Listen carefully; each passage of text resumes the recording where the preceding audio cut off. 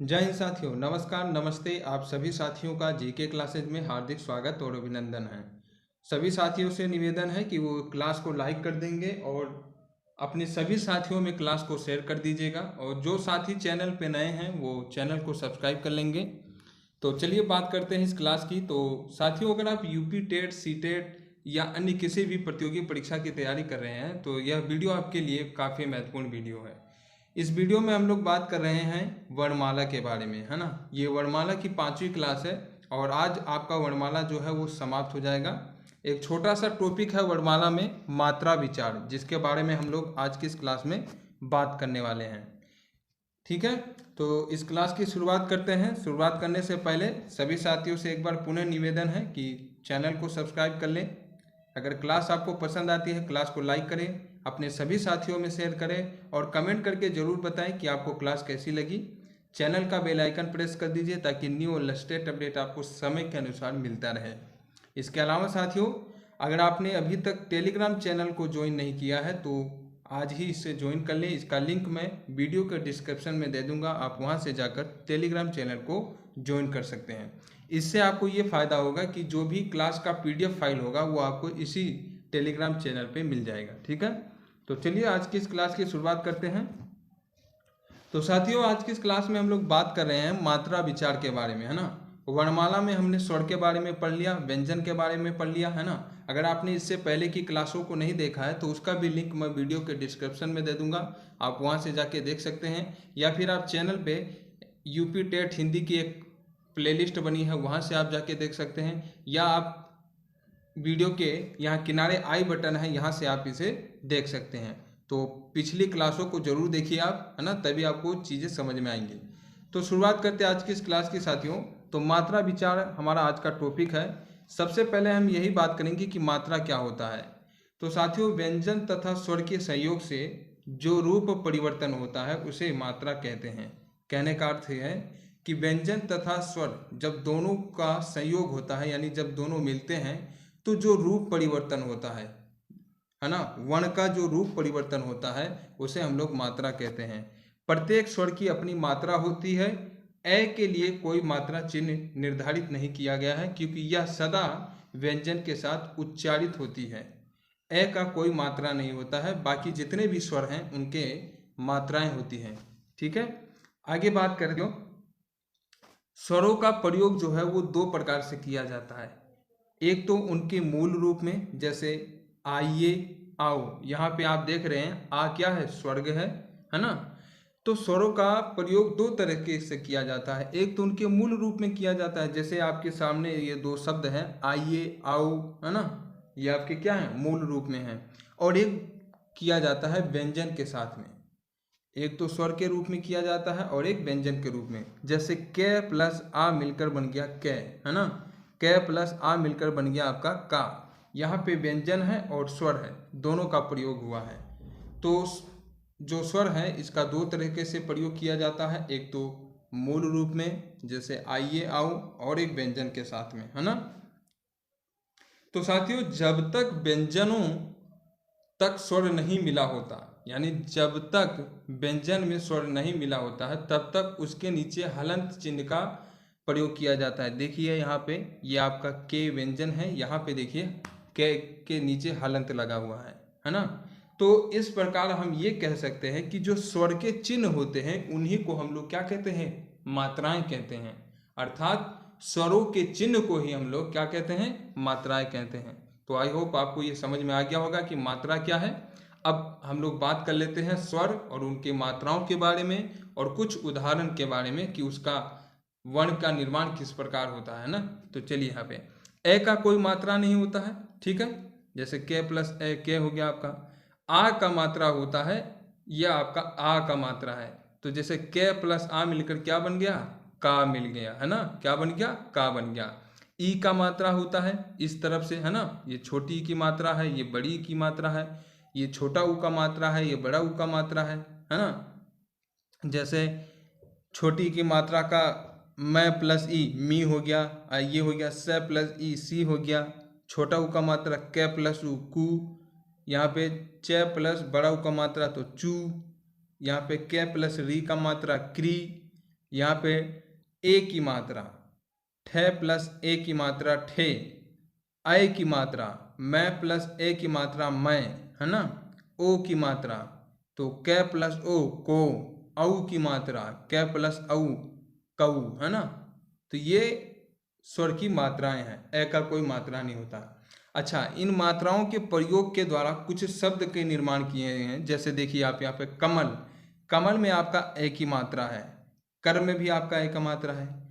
काला है, कपड़ा है, यहाँ पे आपके किसका मात्रा है, आ का मात्रा है। मिठाई में छोटी की मात्रा है, मिठास में भी छोटी की मात्रा है। सीख या सीमा, इसमें बड़ी की मात्रा है। कुली या कुम्हार, इसमें भी आपके छोटा ऊ का मात्रा है। चूना या चूरमा, इसमें आपके बड़ा ऊ का मात्रा है। कृषि या कृष्ण, इसमें आपका री का मात्रा है। और री जो होता है साथियों, ज़्यादातर संस्कृत के शब्दों में प्रयोग किया जाता है। ठेला या ठेस, इसमें आपका ए का मात्रा है। मैला या मैच, इसमें आपका आई का मात्रा है। कोयल या कोमल, इसमें आपका ओ का मात्रा है। कौन या कौतूहल, इसमें आपका कौतूहल, है ना, इसमें आपका औ का मात्रा है। तो ये सब आपके क्या हैं, मात्राओं का प्रयोग करके बनाए गए शब्द। तो ये हिंदी में वर्णमाला में कितने स्वर होते हैं, 2 को तो आप छोड़ दीजिए जो अयोगवा है, तो उनके अलावा 11 स्वर हुए। 11 स्वर में आपके एक स्वर का तो मात्रा ही नहीं होता, बाकी बचे 10। तो इन 10 स्वरों का जो मात्रा होता है, इन्हीं मात्राओं का प्रयोग करके हम लोग शब्दों का निर्माण करते हैं। इन्हीं मात्राओं का प्रयोग करके शब्द निर्माण होता है। जैसे यहाँ पे आपने पढ़ा अभी, कमल, कर, काला, कपड़ा, ये सब क्या है, मात्राओं का प्रयोग से ही बना है। यहाँ पे मूल रूप की बात की जाए साथियों अगर, तो मूल रूप में देखिए अमृत हो गया, अगरबत्ती हो गया, आम, आग, यहाँ पे देखिए आ का मात्रा है। मित्र में भी देखिए छोटी की मात्रा, मिलान में भी छोटी की मात्रा। ईख, ईद, यहाँ पे भी छोटी की बड़ी की मात्रा है। कुदाल, कुमार में छोटा ऊ का मात्रा। ऊन, ऊंट में बड़ा ऊ का मात्रा। ऋषि और ऋण, देखिए संस्कृत के शब्द हैं ये दोनों, ऋषि और ऋण। ऋ आपका संस्कृत के शब्दों के लिए ही प्रयोग होता है। एड़ी, एकता, यहाँ पे भी आपकी ए की मात्रा है। ऐनक, एरावत, इसमें भी आपका ऐ का मात्रा है। कोमल, कोरा, ओ का मात्रा। औरत, औकात, इसमें औ का मात्रा है। तो ये सभी साथियों आपके मात्राएं हैं, ठीक है। चलिए स्वर जो होते हैं, है ना, हरस स्वर जैसे आ, ई, उ, इसमें एक मात्रा होती है, जबकि जितने भी दीर्घ स्वर है उसमें 2 मात्राएं होती हैं। हरस स्वर में 1 मात्राएं होती हैं और दीर्घ स्वरों में 2 मात्राएं होती है। रे के साथ तथा उ की मात्रा का रूप अन्य व्यंजन वर्णों से थोड़ा भिन्न होता है। रे प्लस उ हो गया, या रे प्लस उ, ये भी आपका उ हो गया। तो रे के साथ तथा उ की मात्रा का रूप व्यंजन वर्णों से थोड़ा भिन्न होता है ना, अन्य व्यंजन वर्णों से थोड़ा भिन्न होता है। रे के कुछ अन्य रूप भी होते हैं साथियों। जब रे स्वर रहित होता है, तब रे के आगे आने वाले व्यंजन के ऊपर रे जो होता है, रेफ के चिन्ह का प्रयोग किया जाता है। रे के रेफ चिन्ह का प्रयोग किया जाता है। जब स्वर आपका क्या हो, जब रे आपका स्वर रहित हो और तब आगे आने वाले व्यंजन, जब आपका रे स्वर रहित हो और रे के आगे कोई भी व्यंजन आ रहा है, तो उसके आगे हम रे के रेफ का चिन्ह का प्रयोग करते हैं। जैसे कै प्लस रे प्लस मैं, तो यहाँ पे देखिए आपका रे क्या है, स्वर रहित है, और उसके आगे व्यंजन क्या है, कै, तो इस पे मात्रा किसका लग जाएगा, रे का रेफ का मात्रा लग जाएगा, और ये हो जाएगा आपका कर्म। क्या हो जाएगा, कर्म। व प्लस र प्लस सा, तो क्या हो गया, वर्षा। और ध प्लस र प्लस में क्या हो गया, धर्म। री के मात्रा का उच्चारण भी रे की तरह ही होता है।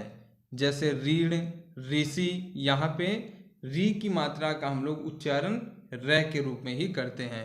जब स्वर के बिना व्यंजन के बाद हो, है ना, जब रे स्वर के बिना हो और व्यंजन के बाद हो, तो उस व्यंजन की खड़ी पाई के साथ रे जो होता है वो पदेन के रूप में लिखा जाता है। कहने का मतलब ये है साथियों, जब आपका रे स्वर के बिना हो और व्यंजन के बाद हो, पहले क्या हो, एक तो रे स्वर रहित होना चाहिए, दूसरा व्यंजन के बाद हो, तो उस व्यंजन की खड़ी पाई के साथ रे आपके पदेन के रूप में लगता है। जैसे क प्लस रे, तो ये हो जाएगा आपका प्र। क्या हो जाएगा, क प्लस रे, ये हो जाएगा प्र, या क्र प्लस मैं हो जाएगा आपका क्रम। आई बात समझ में आपको, ठीक है। चलिए बिना खड़ी पाई वाले व्यंजनों जैसे ट, ड के साथ रे आपका पदेन के रूप में लिखा जाता है। जैसे ट प्लस रे ट्र हो गया, या ट्र प्लस आ प्लस में ट्राम हो गया, है ना। तो रे के विभिन्न रूप हैं हमारी वर्णमाला में। इसका प्रयोग जो होता है वो रे के रेफ के चिन्ह के रूप में होता है, कभी इसका पदेन के रूप में होता है। तो कई तरीके से रे का प्रयोग किया जाता है। तो साथियों, इस क्लास में हमने मात्रा विचार का एक छोटा सा टॉपिक था जिसे हमने कंप्लीट किया, और इस क्लास के साथ आपका वर्णमाला बिल्कुल समाप्त हो गया है। तो वर्णमाला को हमने 5 क्लासों में समझा, और आई होप आप इन 5 क्लास को अगर देखते हैं तो वर्णमाला जो आपका टॉपिक है वो आपका बिल्कुल कंप्लीट हो जाएगा। आप इसे कभी नहीं भूलने वाले हैं। तो साथियों, आज की इस क्लास में बस इतना ही। मिलते हैं अगली क्लास में, तब तक के लिए आपका बहुत बहुत धन्यवाद। और ऐसे ही अपना साथ और स्नेह बनाए रखें, और जितना हो सके उतना क्लास को लाइक करें, शेयर करें, और सभी साथियों से रिक्वेस्ट है कि वो चैनल को सब्सक्राइब कर लें। ठीक है, तो मिलते हैं अगली क्लास में। Thank you very much. जय हिंद, जय भारत।